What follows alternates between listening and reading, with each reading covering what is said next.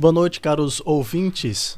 Nós estamos iniciando o nosso segundo episódio do nosso podcast, Circuito Podcast, sobre as obras filosóficas. E hoje o nosso tema, Suma Teológica de Tomás de Aquino, com a nossa professora convidada, Brenda Oliveira do Espírito Santo. Me chamo Frei Jardel, Frei Arthur, somos discentes da Faculdade Católica de Feira de Santana, cursando o 5º semestre de Bacharelado de Filosofia. A nossa convidada de hoje, ela é professora de Filosofia na Universidade Federal do Recôncavo Baiano, Faculdade Católica de Feira de Santana e no Seminário Teológico Batista do Nordeste. Bacharela e licenciada em Filosofia pela Universidade Estadual de Feira de Santana. Mestra e doutoranda em Filosofia pela Universidade Federal da Bahia, a UFBA, e atualmente desenvolve pesquisa em Filosofia Medieval voltada à metafísica e epistemologia, tendo como base o filósofo Tomás de Aquino, e tem interesse no tema Sabedoria, Casamento e Linguagem, na filosofia de Heloísa Argentil.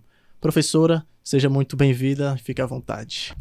Boa noite a todos e a todas. Queria, a princípio, já agradecer ao convite de Jardel e do Frei Arthur, e que é um prazer estar aqui com vocês para debater um tema que me interessa muito, né? Falar de filosofia já me interessa, falar de filosofia medieval e, sobretudo, da filosofia do Tomás de Aquino.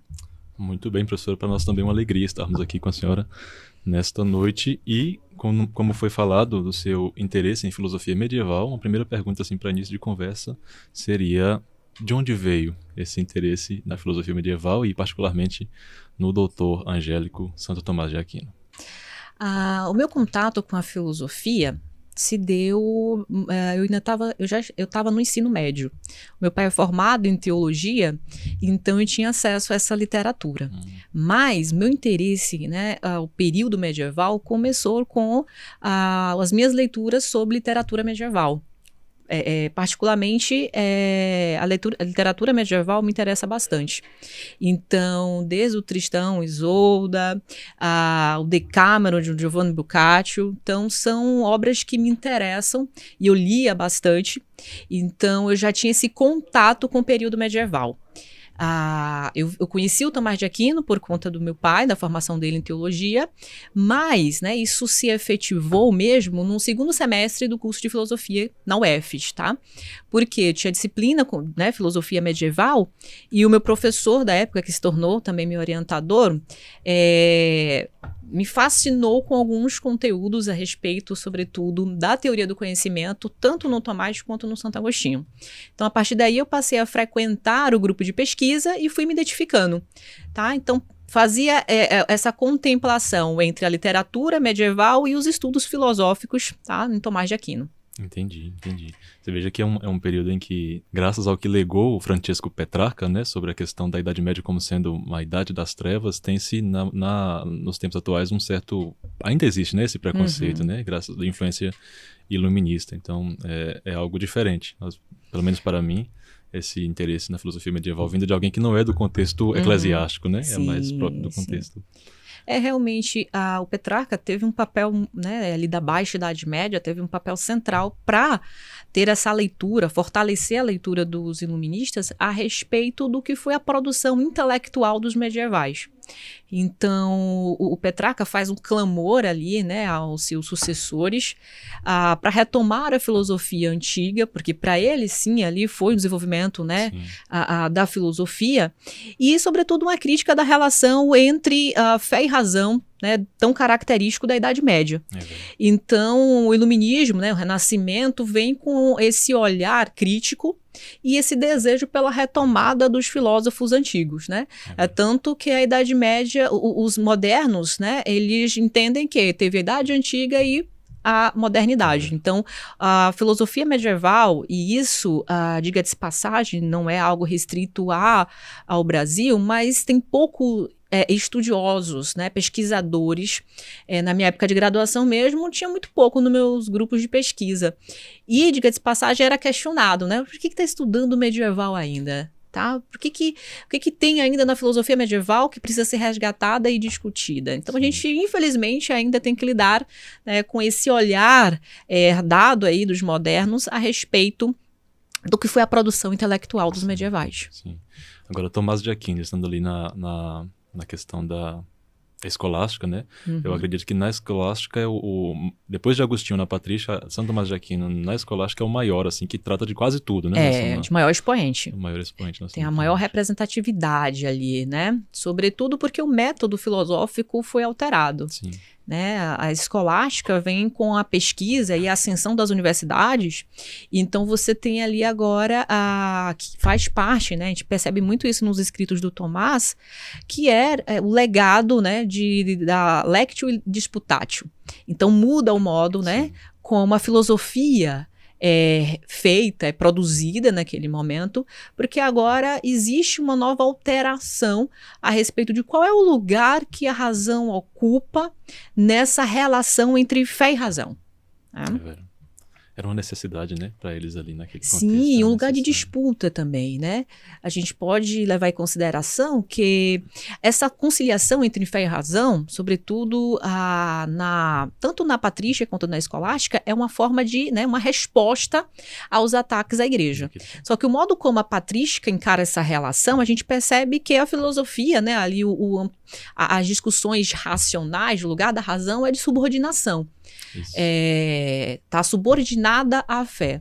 Agora, quando a gente vai para a escolástica, a gente percebe que o Tomás de Aquino, sobretudo, percebe que a razão, ela não necessariamente precisa ou deve estar subordinada à fé, mas que elas podem caminhar para e passo. Sim. Ainda que a fé consiga exceder os limites da razão, o Tomás entende que é necessário, né? E aí a função da filosofia é preservar os argumentos filosóficos na aquisição do conhecimento teológico. Perfeito, perfeito. É justamente aquela ideia que tinha, né, da filosofia, na patrística, no caso, como antila teologia, né? Isso mesmo. Escrava da teologia. Da teologia. E isso aqui já nos dá um encaminhamento para uma das perguntas que nos foram colocadas, que foi justamente o lugar da razão colocada, né, por Santo Tomás de Aquino. Qual lugar? Limites e possibilidades, se os tem. Santo Tomás considera essa realidade da filosofia como sendo limitada? Porque tem-se na patrística a ideia do pecado como algo que limita, né?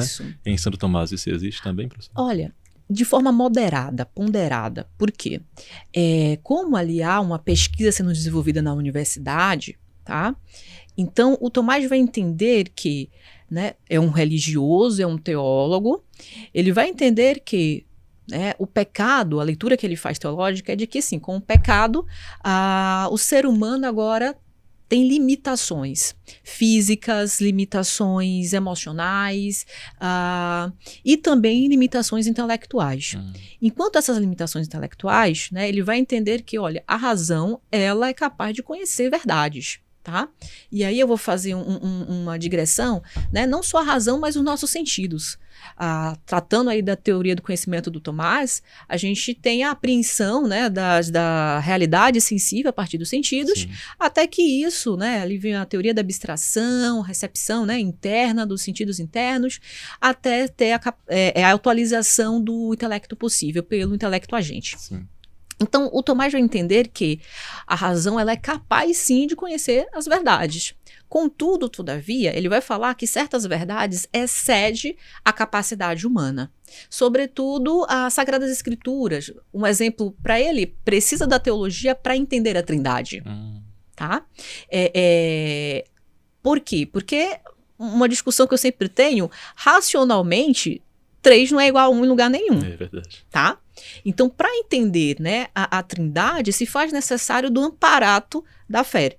Aí sim precisa, né, a razão é limitada porque ela nunca vai conceber que 3 é igual a 1, sim, mas através dos elementos, né, através da fé, da teologia também, enquanto, né, lugar de conhecimento, a gente entende, né, o Tomás entende que se faz necessário ali um aparato, né, da fé para que consiga transcender as limitações da capacidade humana. Perfeito, perfeito. É interessante porque também nessa questão que a senhora coloca da fé e da razão, dessa questão da limitação, se nós considerarmos, por exemplo, na própria razão humana, a gente poderia concluir, como foi concluído, né, pelos filósofos, a existência de uma divindade única. Por exemplo, podemos considerar o motor imóvel, como é colocado como uma divindade única, né? Sim. O demiurgo de Platão, uma divindade única. Então, você pensa assim, racionalmente a gente pode concluir que existe uma divindade. Agora, três... Três. Né, Ainda mais que quando a gente fala dos medievais, a gente precisa também entender que é uma recepção dos textos antigos. Verdade. Então, se o Tomás, então, o Tomás tem bastante influência do aristotelismo, ainda que se identifique o neoplatonismo nas suas obras, tá? Mas o Tomás, ele herda ali tanto o vocabulário, muitas vezes, do Aristóteles, que vai defender ali o motor imóvel. Sim. Então, é uma unicidade. Mas uma coisa que eu acho interessante é o modo como o Tomás recepciona a filosofia aristotélica. E de que modo ele utiliza o vocabulário filosófico do Aristóteles para defender, né, se apropria para defender as verdades da fé, das Sagradas Escrituras. Sim. Agora ele faz algo também bastante inovador naquele contexto, né, o Santo Tomás de Aquino, porque havia uma rejeição muito grande, não se conhecia, na verdade, Aristóteles, né? Sim. Tanto que eles vão ser, quando se referem a Aristóteles, falam o filósofo, né? Não falam o nome de Aristóteles, né? O Aristóteles, ele era argumento de autoridade.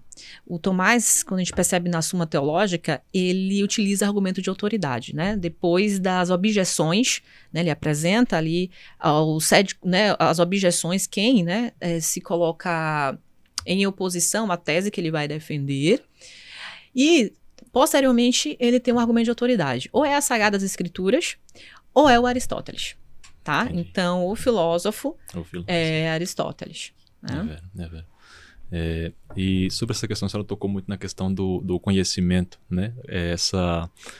Como é que eu posso dizer, essa recepção que o Santo Tomás faz da teoria do conhecimento do Aristóteles. Sim. Como é que é feita aí essa realidade? Como ele resolve a questão da existência dos universais? Tudo isso que foi colocado ali por...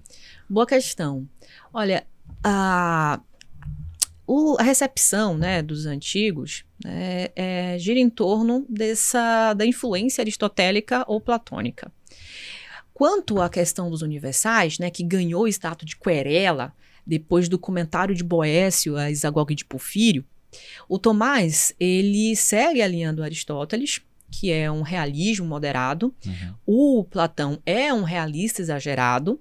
E qual é a diferença de um para o outro? Tá? O realismo moderado entende que os universais, eles existem nas coisas em potência, mas passa, né, pelo processo de atualização, que é o processo da abstração, a existir de forma atualizada no intelecto agente, no intelecto possível, perdão.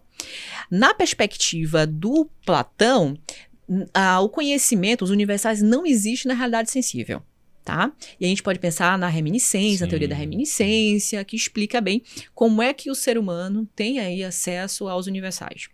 Dentro da filosofia medieval, a gente tem, né, por isso que ganha o status de querela, porque há um divisor de águas entre filósofos que vão seguir ali a tese platônica e filósofos que vão aderir à filosofia aristotélica. Então, para além do realismo moderado, realismo exagerado, a gente tem o nominalismo. Guilherme de Ockham, o Pedro Abelardo, tá? Que vão entender que os universais, na verdade, é uma expressão vocal, tá? É uma atribuição arbitrária, é uma convenção. Então, não há um fundamento nem na realidade sensível e muito menos produzido a partir de um ato de reminiscência. Então, é arbitrário. Né? Concordamos que isso vai ser chamado de cadeira, ou isso vai ser chamado daquilo outro. Então, na verdade, não tem ali... os universais não é parte de uma produção epistemológica, tá? Mas de uma aquisição mesmo arbitrária. Entendi, perfeito. Professora, quais foram assim, as grandes mudanças, né, que o Santo Tomás introduz na forma como se compreende a relação fé e razão, revelação e o conhecimento? E que contribuições, né, isso legou para nós a partir do livro? Um dos legados que eu acho importante, né, e aí eu vou pensar até a própria figura do Tomás, já que a gente está se dedicando a pensar a Suma Teológica, diz respeito ao lugar que a razão passou a ocupar nos estudos teológicos. Tá? E o quanto se prezou pela conciliação na escolástica por entender que a razão, né, ocupa um lugar central na perspectiva de um rigor de pesquisa, de um rigor de estudo. E esse rigor de pesquisa e de estudo alcança também as pesquisas teológicas. Então, a grande, né, podemos dizer assim, é o modo como o Tomás faz a leitura, interpreta o papel da razão nos estudos filosóficos e teológicos, né? Então há um rigor acadêmico. E isso se dá, sobretudo, por conta da ascensão das universidades, né? O ambiente acadêmico exige, né, esse rigor de pesquisa, tanto no âmbito teológico quanto no âmbito filosófico. Então não fica aquém no sentido de ter interpretações que seguem leituras, tá, muito mais pessoais do que, né, um rigor de pesquisa mesmo científica. Né, o papel da pesquisa científica na teologia e na filosofia se dá, sobretudo, por entender que a razão ela não precisa estar subordinada, necessariamente subordinada à fé, mas que ambas, né, que caminham para e passo, tá, se complementando. Porque a tese do Tomás é de que não existe, né, a fé não é melhor ou pior, né, em termos de estudo, de pesquisa, do que a razão. Mas ele entende que uma complementa a outra. Tá? Então não há uma hierarquia. Ainda que ele entenda que a fé consegue transcender os limites impostos pela realidade, né, humana, ele também vai compreender que a capacidade racional do ser humano, ela fornece elementos como rigor de pesquisa para que a teologia não caia em uma conversa muito mais pessoal do que a preocupação mesmo com o que está sendo dito no texto, né? Como interpretar. Porque se a gente abre para essa interpretação lato sensu, né, fica muito a critério do intérprete, tá? Do pesquisador que está fazendo, né, a leitura e a aquisição ali do conhecimento, decidir, né, como esse texto deve ser interpretado ou não. Sim. Então, acho que, podemos dizer assim de forma moderna, acho que o método científico no medievo se dar ali com a relação com a razão. Entendi. Então, isso aí, chovendo no molhado, a gente já pode concluir que essa ideia de Idade das Trevas, graças a esta realidade, não... Não, e a gente tem vários filósofos, e eu queria citar pelo menos um, que é um pesquisador, um comentador da filosofia medieval, que é o Etienne Gilson. Sim. Sobretudo quando a gente falou aí que eu estudo a Heloísa, quando ele vai falar da Heloísa, ele fala, olha, ela me chamou muito mais atenção do que o Abelardo.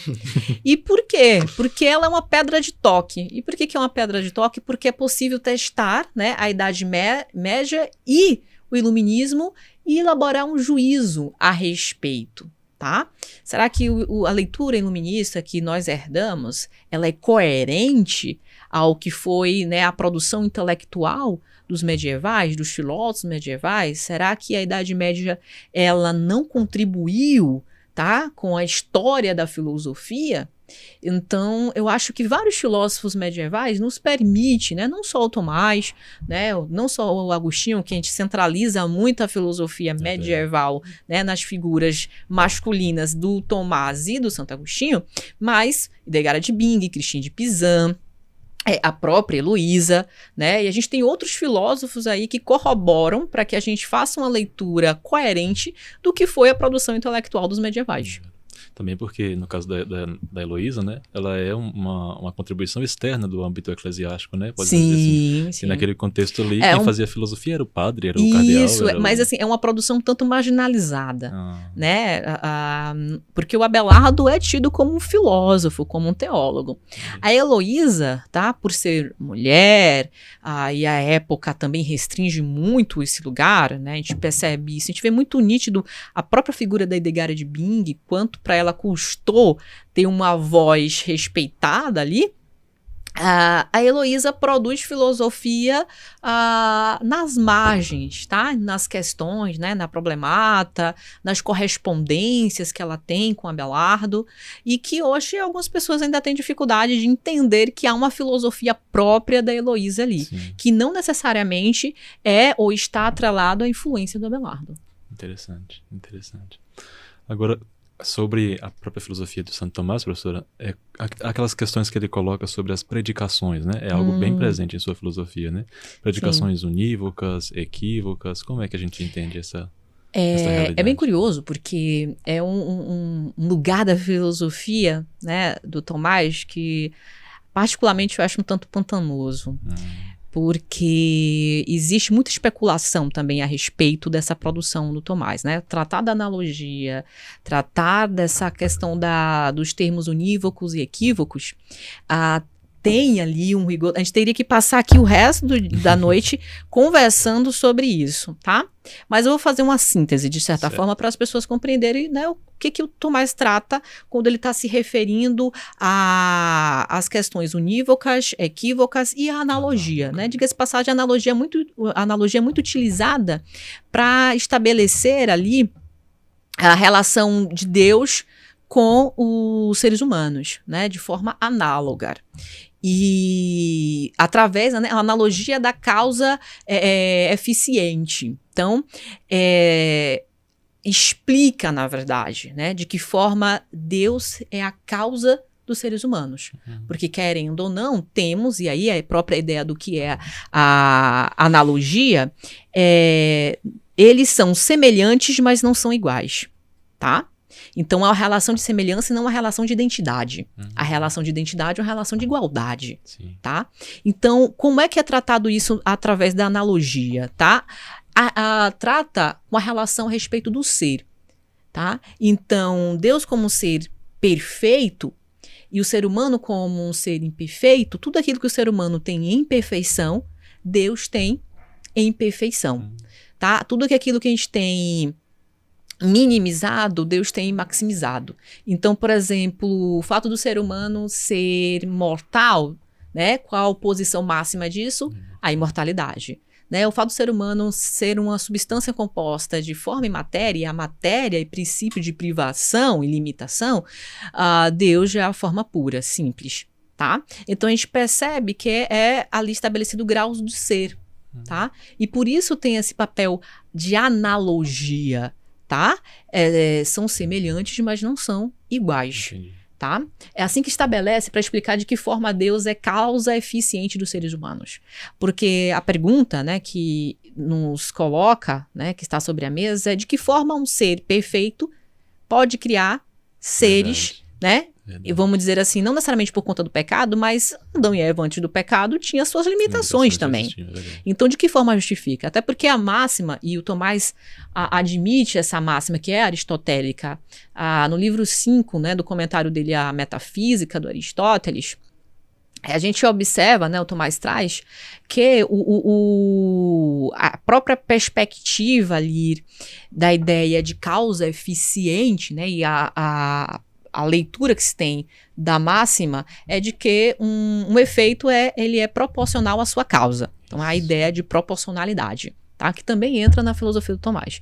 Só que nesse caso, não é necessariamente uma proporcionalidade, mas é uma analogia. Por quê? Porque é um abismo, tá? De graus, não é ontológico, né? É de graus de perfeição, né? Então, é bastante trabalhado por Tomás quando ele quer trazer em discussão ali a respeito das relações de causalidade entre Deus e a sua criação. Tá? Quanto ao termo unívoco, esse termo tem um papel fundamental. O Tomás a gente não tem uma obra do Tomás dedicada à filosofia da linguagem, tá? Mas a gente percebe que o Tomás, né, sobretudo influência também do Aristóteles, quando ele está tratando disso, ele está pensando na linguagem. Tá? Então, a questão unívoca é quando você tem a mesma palavra e os mesmos objetos. Tá? Por exemplo, homem é uma palavra que a gente predica a João, a Pedro, né? Vamos trabalhar mais a questão geral. Tá? O termo ser humano é aplicado para indivíduos distintos. Então, ser humano é aplicado para o homem, para a mulher, tá? Então, observa que há um grau de universalidade ali. Agora, no equívoco, aí sim a gente vê uma diferença. Por quê? Porque a mesma palavra com sentidos diferentes. Então, por exemplo, banco, você se refere você pode se referir tanto ao lugar onde eu sento, né, um banco, né, um assento, quanto também a própria lugar onde a gente faz transações, né, financeiras, saca dinheiro. Então, é dessa forma que o Tomás trabalha essas ideias, tá? De unívoca, equívoca e analogia. Entendi. Partindo dessa realidade que a senhora falava dos dos graus do ser, me remeteu muito à ideia do ato e potência. Tem alguma coisa a ver, não? Do grau do ser? Sim, tem a ver. Que é um vocabulário, né? É um binômio conceitual herdado, né, por Tomás, do Aristóteles. Tudo que está em potência, aquilo que pode ser e ainda não é. Isso. Tudo que é em ato está atualizado. Né? Eu gosto muito do exemplo que, né, herdei do meu antigo orientador da graduação. Uma semente, ela é potencialmente uma árvore. Então, ela pode ser, mas ainda não é. Não é. O ato, né, a árvore em si, é a atualização. É a saída de um estado de privação para um estado de atualização. Entendi. A ideia de Deus como ato puro, né? Ato puro, justamente. Enquanto indivíduos, nós temos a potencialidade, né, da imaterialidade, temos a potencialidade da eternidade, né, de sermos seres infinitos, que isso diz respeito até da própria perspectiva e leitura teológica do Tomás, né? Olha, existe, né, o ser humano e a perspectiva teológica da salvação, de que, passado essa vida, né, iremos compartilhar uma mesma natureza, digamos assim, né? E aí eu utilizo a analogia, porque o Tomás torna isso bastante evidente, de que, por mais que a gente vai viver, né, ter a questão da salvação, isso não nos torna iguais a Deus, tá? Mas gozaremos, nesse sentido, iremos compartilhar da eternidade, tá? Que massa, que massa. É interessante como ele faz essa leitura, né, do Aristóteles E utiliza muito esse binômio conceitual, Sim. tá? Tanto na teoria do conhecimento, para falar sobre lei natural. Então, ele trata muito dessas questões a respeito do binômio conceitual. A gente vê que uma chave de leitura do Tomás mesmo, quanto um modo de compreender o estado das coisas, ou está em um estado de privação ou de atualização. Entendi. Pode ser e ainda não é, ou já é. Entendi. Bem, professora, a senhora tocou na realidade a ideia de uma lei natural, uma lei divina, que é uma realidade presente na filosofia do Santo Tomás de Aquino, né? E uma coisa que é bem presente nas discussões, né, contemporâneas, justamente o lugar do argumento da igreja, o lugar da igreja, da autoridade da igreja frente a essas questões. E a senhora poderia dizer assim, qual seria a posição do Santo Tomás frente a essa realidade, né? Qual o lugar da autoridade da igreja, essa questão da lei natural, a lei divina, como poderíamos ver?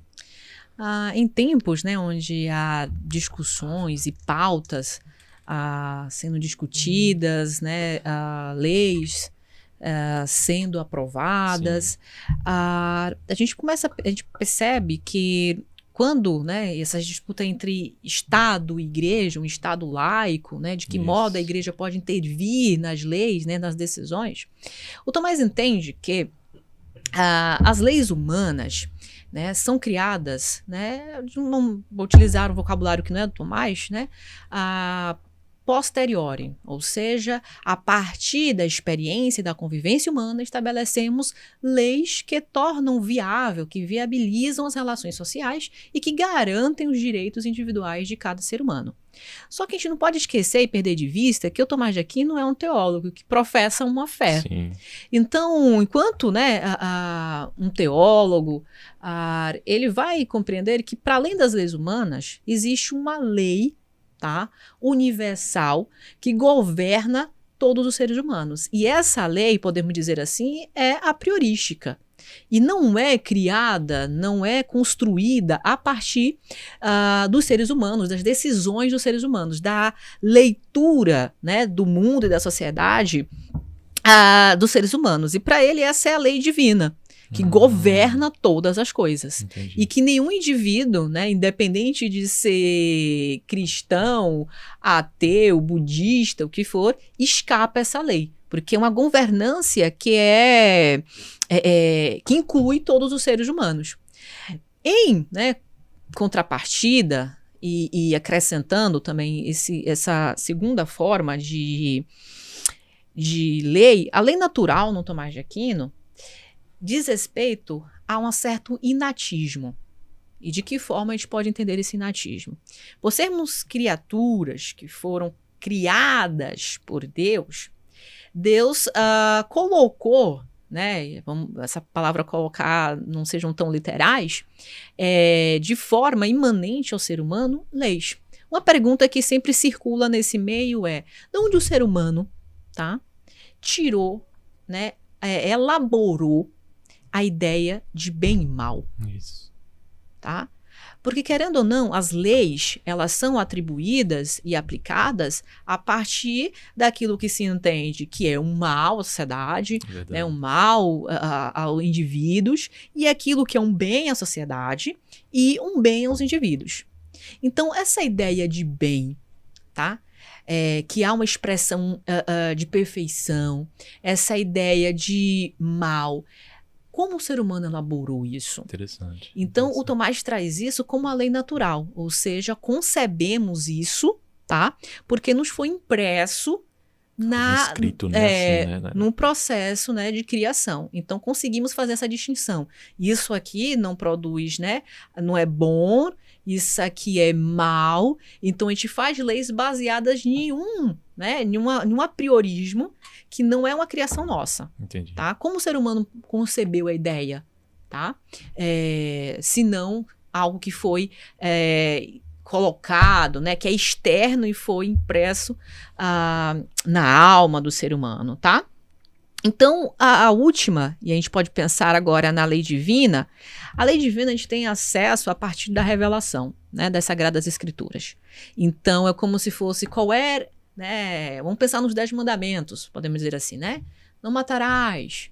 Né? Isso são atribuições que não foram elaboradas, né, vamos dizer assim, pelo ser humano, sim, mas foram inspiradas por Deus e sim teve ali a elaboração por inspiração do ser humano. Então, esse acesso à lei divina é justamente através das Sagradas Escrituras. Entendi. Que é o lugar também de ponto de tensão entre igreja e Estado.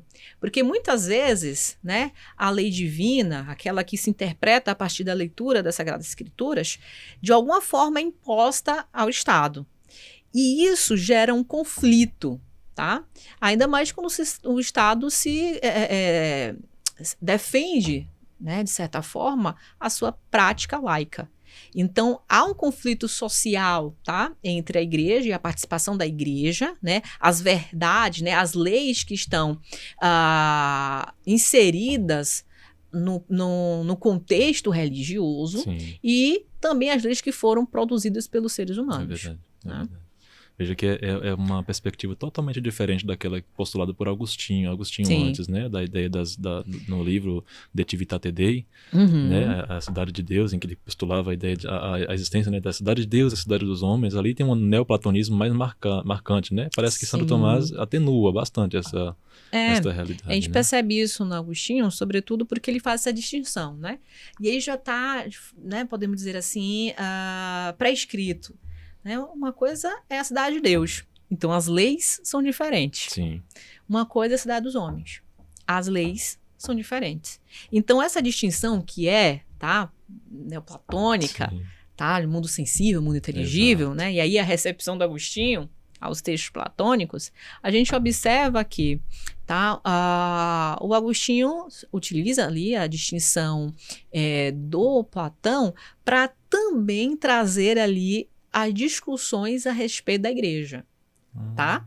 E aí eu acho que seria bom a gente reparar bastante nesses detalhes, por quê? Porque se a gente está na Idade Média, o que se tem é a conciliação, né? A defesa e a conciliação entre fé e razão. Sim. Claro, como a gente já disse, cada um, né, a patrística de uma forma, a escolástica de outra, mas se preserva a essência disso. Então, o modo como essa conciliação é estabelecida é justamente com a recepção dos textos antigos. Tá?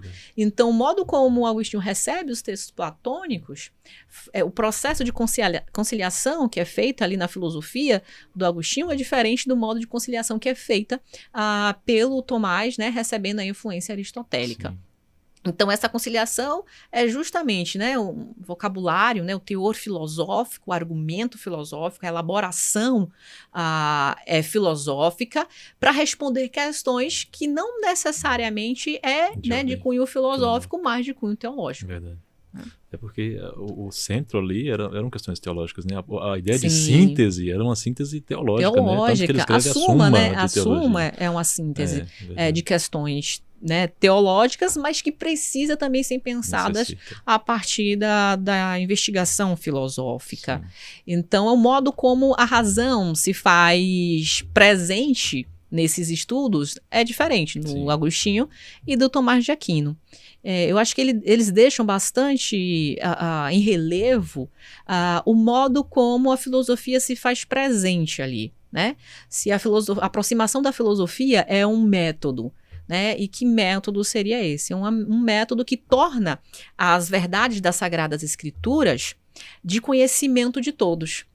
Então, quando se aproxima da razão, é para, olha, esse conhecimento aqui não é subjetivo, não diz respeito à minha experiência com o transcendente, verdade. Tá? Então, as 5 vias da existência de Deus, o Tomás se utiliza ali do vocabulário, tá, do Aristóteles para tornar acessível, ou seja, de compreensão racional, de que modo, né, o ser humano concebe a existência de Deus. Tá? Racionalmente, né? A fé é um ato de acreditar sem exigir, né, provas empíricas a respeito. A razão não. A razão, ela solicita, né, uma avaliação lógica. Então, é o modo como Tomás apresenta as verdades das Sagradas Escrituras a partir de argumentos e do vocabulário filosófico. Perfeito, perfeito. É interessante porque, assim, como o homem se via, Sim. interpretava o universo até então, ele fazia isso a partir de Deus, né? Sim. E aí o Santo Tomás faz eu posso ver como uma inovação a partir disso, de influência aristotélica até. Eu vou explicar tudo, né? Nada existe no intelecto sem que antes tenha passado pelos sentidos, né? Então Sim. vai explicar até Deus, e aqui entra a questão das cinco vias, né? Como eu posso conhecer a Deus por meio daquilo que está no das mundo vias, sensível, né? Não necessariamente insensíveis, mas a partir do aparato intelectivo, isso, racional, né? A lógica, diga-se passagem, tá? Que na verdade, ali o modo de fazer filosofia dos medievais, né? A lógica mesmo é objeto de estudo, né? E de elaboração da filosofia dos medievais, né? A gente tem a figura do Abelardo aí, que é uma expressão muito grande da lógica, né? Tem o livro, né? Lógica para Principiantes, que ele vai versar sobre, né, o estudo a respeito da lógica. Perfeito. Essa questão das 5 vias, professora, a senhora poderia falar um pouquinho como ele elabora essas provas, né? São chamadas de provas da existência de Deus. Vias da existência de Deus, são formas que são atribuídas aí. Como a filosofia de Tomás de Aquino responde essa pergunta, até como é que o ser humano conhece a Deus? Tá? Como é que o ser humano tem acesso? Como é que o ser humano prova? Né, a prova, as 5 vias da existência de Deus ou a prova da existência de Deus, tá? Dado que nós não temos a experiência empírica com Deus. Sim. Então, o recurso do Tomás é um recurso lógico-racional. E ele vai buscar aonde? Vai buscar na metafísica do Aristóteles, né? Até porque se trata de um conhecimento metafísico aqui, tá? Então, a primeira via é a via do motor imóvel que o Aristóteles traz ali. E o Tomás de Aquino o Aristóteles traz a ideia do motor imóvel como uma unicidade, né, uma causa que não é causado por outra coisa, mas que é responsável por causar todas as outras. Então o Tomás fala isso, olha, para não ir ao regresso ao infinito, né, a minha causa são os meus pais, os meus avós, tá? Então a gente seria um regresso ao infinito. Então precisa estabelecer uma causa universal. Tá? Uma causa que causa todas as coisas, mas que não é causado por nada. E o Aristóteles chama isso de motor imóvel. Então, Tomás fala, olha, o Aristóteles chama de motor imóvel, eu chamo de Deus. Tá? Por que ele faz isso? Porque as mesmas características que o Aristóteles, né, com algumas exceções, né, essa ideia do motor imóvel com uma relação, não tem uma relação interpessoal, então o motor imóvel é um Deus, mas não tem uma relação interpessoal. O Deus cristão, tá? Ele tem uma relação interpessoal. Então, há uma relação entre o Criador com a criatura. Tá? Isso não é defendido pelo Aristóteles. Então, o Tomás se utiliza desse vocabulário para dizer, olha, existe ali já uma pesquisa, né? Já uma filosofia que defende um Criador. Tá? Do nada veio. Sim. Então é preciso pressupor a existência de um criador.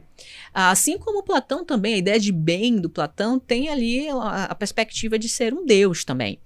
Então, o Tomás, né, essa pesquisa a respeito de um Deus, isso a gente tem com os pré-socráticos, né? Tales de Mileto, a água. Sim, verdade, tá? verdade. O mundo está cheio de deuses. Então, depois vem Anaximandro, Anaximenes, né? Aperon, o ilimitado.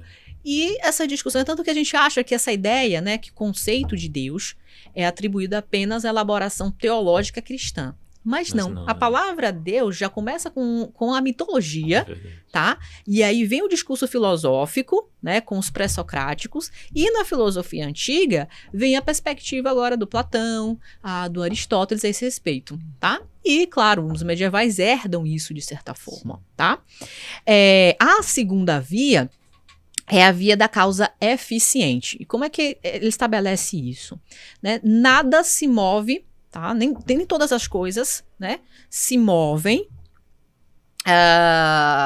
sozinho. E como é que ele elabora isso, tá?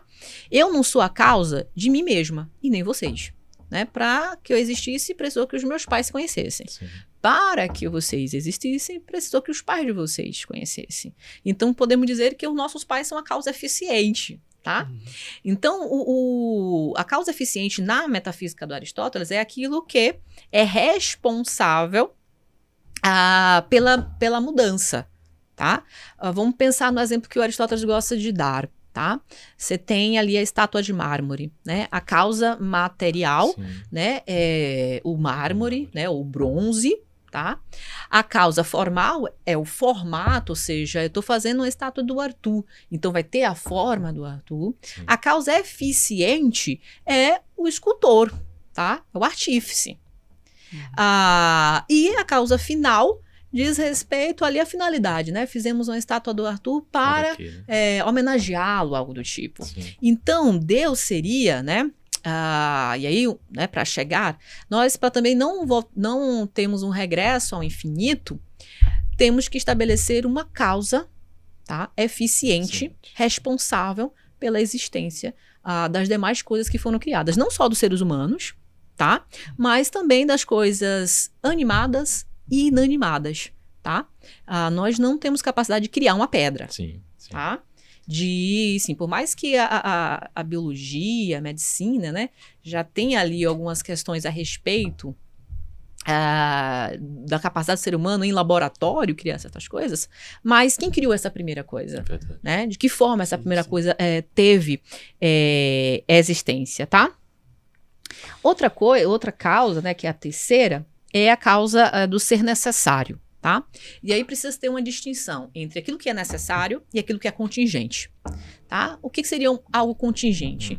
Aquilo que não existiu, existe e vai deixar de existir. Né? Talvez seja uma conversa um pouco triste para hoje de noite, mas nós temos uma existência contingente. Tá? Nós não existimos em algum momento, estamos existindo agora e, desculpa falar, vamos deixar de existir em algum momento. Tá? Assim como tudo que existe aqui. Né, o notebook, o copo, tá, o celular, tudo isso, né, no momento, né, celular, a gente, se for, né, chegar na época dos nossos pais, na infância, nossos pais não tinham celular, né, internet, esses acessos. Então, no momento não existia, passou de existir, e no caso desses objetos, né, eles são todos os anos atualizados, é lançado um novo que substitui o anterior. Sim. Então, para o Tomás, a gente precisa estabelecer um necessário, que não seja contingente. Então, eu não posso ir ao regresso ao infinito e não encontro no mundo nada que tenha uma natureza necessária, ou seja, que é eterna, não deixa de existir e sempre existiu. Então, ele estabelece isso para poder afirmar que Deus é esse ser necessário. Sempre existiu, existe e vai continuar existindo. Porque a gente precisa, né, de uma causa necessária que não deixe de existir. Se os pais de vocês não existissem, vocês existiriam? Não, nem eu também. Sim. Então, uma causa necessária é aquilo que preserva e garante a existência das demais coisas. Sim. Então, a figura de Deus, né, essa discussão no Tomás é justamente para fortalecer a tese do criacionismo. tá? Verdade. Fomos criados, e ao sermos criados, tá? Precisa estabelecer um criador necessário e não contingente. Sim, tá? perfeito. Por fim, a gente, né, o Tomás estabelece a causa que é por graus de perfeição. E é curioso porque no mundo, a nossa lida, a gente estabelece esses graus de perfeição. Né? Esse copo é mais perfeito do que aquele. Uma hierarquia. E né, sempre estabelece uma hierarquia de perfeição. Sim. Só que da onde a gente herda a ideia de perfeição? Por quê? Sempre temos uma comparação. Né? Para que eu possa dizer que esse copo ele é mais perfeito do que aquele outro, eu tenho ali, né, algo que é o meu mediador, né, que é o meu guia. Uma referência, tá? assim, Uma né? referência, justamente. Então, qual é a referência? De onde nós tiramos a referência de perfeição? Perfeição, Tá? Se nós, tudo que criamos é imperfeito, tá? Por mais que ao nosso olhar, né, esses copos sejam bonitos e a gente não perceba certa imperfeição, mas uma pessoa que tem um conhecimento, né, tem ali um saber a esse respeito, faz análise disso, Sim. vai detectar um copo mais perfeito que o outro. Verdade. E diga-se de passagem, é uma discussão, a gente pode pensar, né, na modernidade, até a respeito da estética, né, da ideia de belo, né? Com certeza. Como é que a ideia de belo é pensado pelos medievais, né? A estética medieval. E no Tomás de Aquino, certamente a ideia de belo, a experiência estética, é uma experiência que precisa estar atrelada com o divino, tá? Nossa. Então, essas vias, né, da existência de Deus, o modo como o Tomás de Aquino traz aí uma resposta teológica num formato filosófico, podemos dizer assim, Sim. né? Racional. Porque qualquer pessoa concebe isso racionalmente, tá?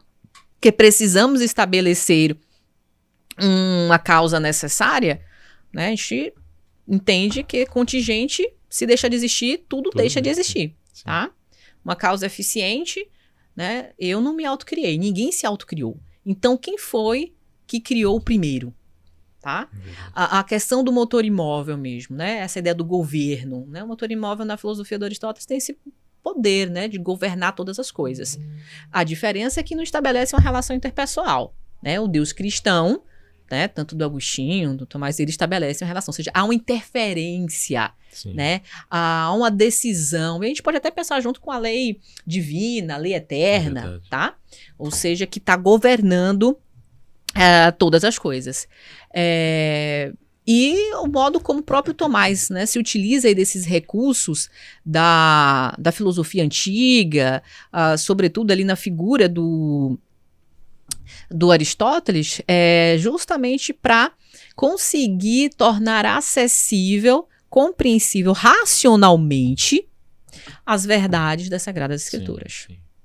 Por isso que, inclusive, em que eu desenvolvo minha pesquisa, né, o São Boaventura, ele diz, olha, tudo bem isso aí que você está falando, Tomás, mas lembrando que a fé deve estar em primeiro lugar. Sim, uma coisa que a gente precisa levar em consideração é de que a Idade Média, tá, ela não se reduz nem à figura do Tomás, nem do Santo Agostinho, e muito menos que não houve filósofos que se opuseram a essa conciliação, Sim, é verdade. tá?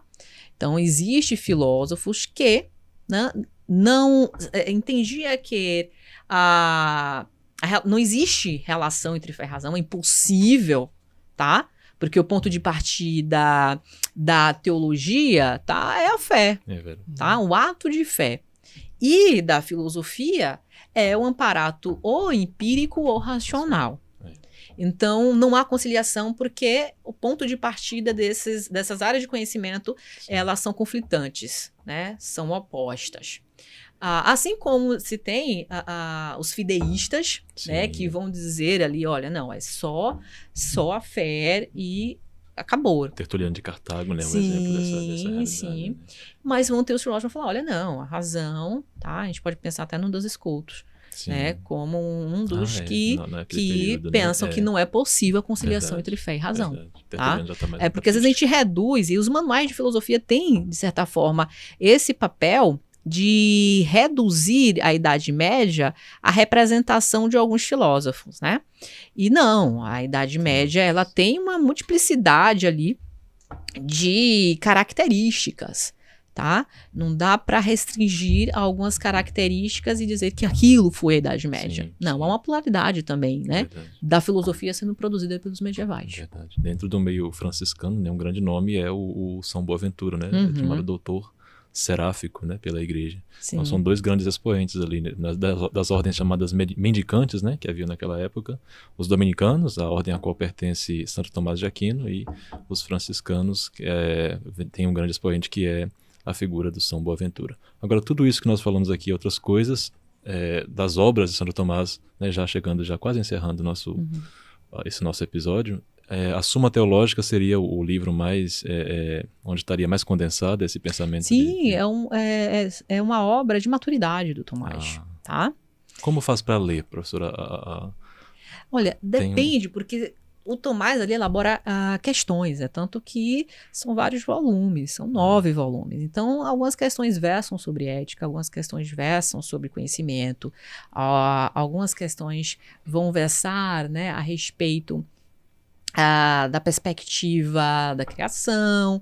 Então, a depender, né, eu acho que o que deve mover o sujeito, né, que está aí buscando conhecer, né, se aprofundar no conhecimento do Tomás, é estabelecer uma questão que o impulsione. E a partir daí buscar, né, na Suma ou demais obras do Tomás de Aquino, esse referencial, essa leitura a respeito do tema, né? O Tomás de Aquino escreve sobre várias coisas, tá? Escreve sobre política, escreve sobre teoria do conhecimento, sobre a ética, tá? Então, metafísica. Sim. Então, é interessante você ter, né? Você quer conhecer um pouquinho de cada coisa, tá?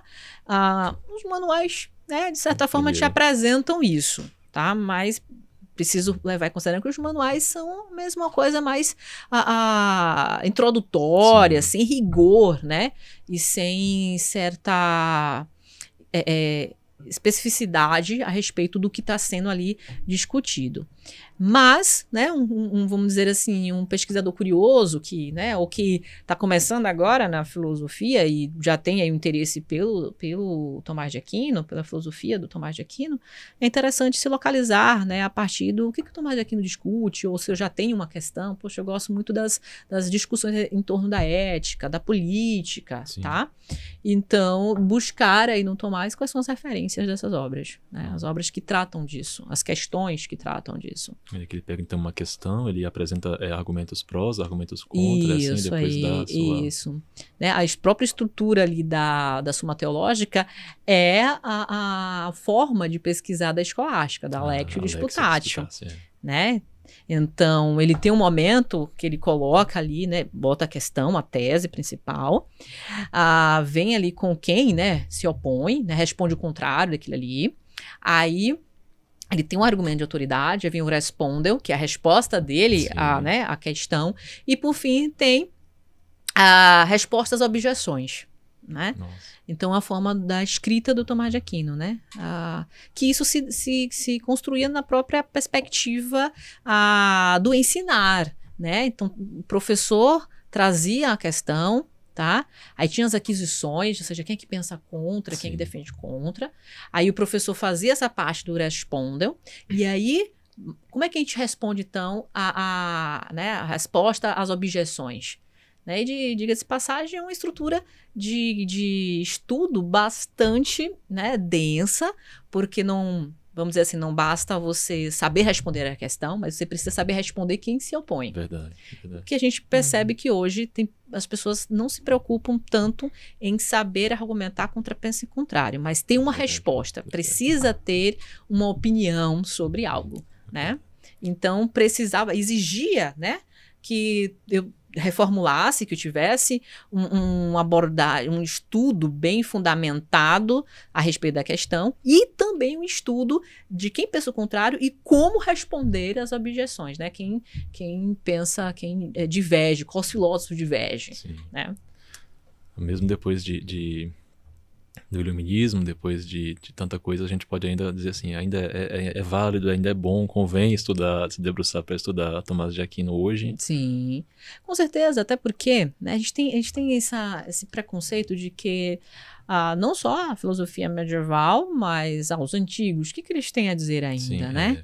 Mas a gente esquece, e vou fazer uma alusão aqui, durante a pandemia eu li, né, terminei de ler porque eu tinha começado, mas tinha parado, a obra, né, o Decameron, no Giovanni Boccaccio, e percebi o quanto da nossa vivência da pandemia estava ali, né, a obra do Giovanni Boccaccio retrata ali a peste bubônica e o modo como a sociedade se portou. Então, a gente questionou muito na pandemia, né, aqueles que estavam vivendo como se nada tivesse acontecido, sim, tá? Aqueles que estavam em desespero se trancou no contato zero com nenhuma pessoas, e os mais moderados, né? Então, eu consegui perceber, caramba, somos os mesmos, tá? Não mudou muita coisa, não. Então, esse olhar, eu acho que o ser humano tem a capacidade de fazer, né, paralelos, e aí, claro, né, resguardando os anacronismos, sim, mas que, sim, o passado nos diz muito sobre o presente e nos faz olhar para o futuro de uma forma diferente e mais amadurecida. Tá? Os antigos, né, falando da filosofia, os antigos medievais, assim como o moderno, contemporâneo, tem muito ainda a contribuir com o nosso olhar mais refinado, crítico, filosófico sobre a nossa realidade. Perfeito, né? Perfeito.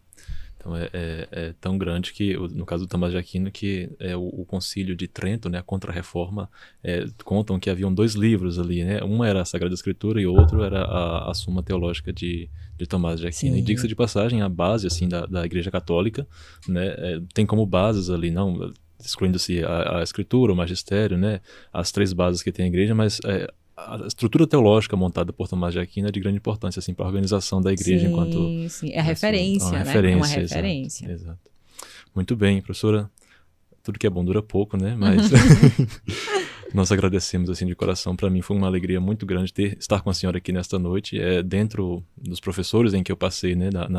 Estou passando, na verdade, na graduação em filosofia na Faculdade Católica de Feira de Santana, com certeza estar com a senhora e ter aquela formação, né, em filosofia medieval, né, depois em filosofia moderna e teoria do conhecimento, para mim foi sensacional, né? Então, eu sou um grande admirador da senhora, do seu trabalho. É um fruto.